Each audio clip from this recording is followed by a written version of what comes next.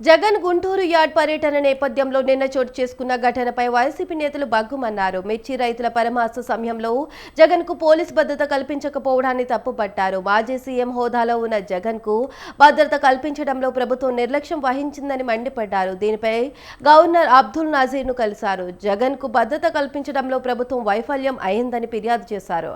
ఇక నుంచైనా జగన్ కు పటిష్ట భద్రత కల్పించేలా ప్రభుత్వానికి ఆదేశాలు ఇవ్వాలని కోరారు.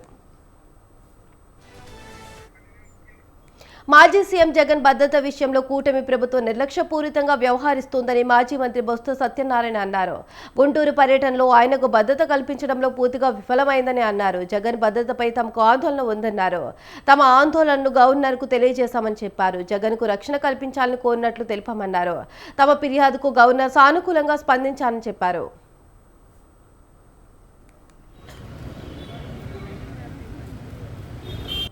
జగన్మోహన్ రెడ్డి గారు గుంటూరులో మిర్చియార్డుకి పోయి అక్కడ రైతులతో కలిసి వాళ్ళతో పరామర్శించి అసలు ఏం జరుగుతుంది, ఈ మిర్చిలో ఎందుకు ధర తగ్గింది, దానికి మార్కెట్ ప్రభుత్వం చేస్తున్న విధానాలు ఏంటి, దానివల్ల వాళ్ళు పడుతున్న ఇబ్బందులు ఏంటి, బాధలు ఏంటి, అవన్నీ తెలుసుకొని ప్రభుత్వం మీద ఒత్తిడి తీసుకొచ్చి ఆ కార్యక్రమం చేద్దామని అన్న రోజున వారు పోవడం జరిగింది.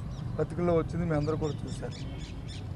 ఆ నేపథ్యంలో ఆయనకున్న జడ్జెస్టు ఏదైతే భద్రత ఉందో దాన్ని పూర్తిగా తొలగించి నేను రోజున పూర్తిగా సెక్యూరిటీ ల్యాబ్సెస్ 100% ఒక్క యూనిఫామ్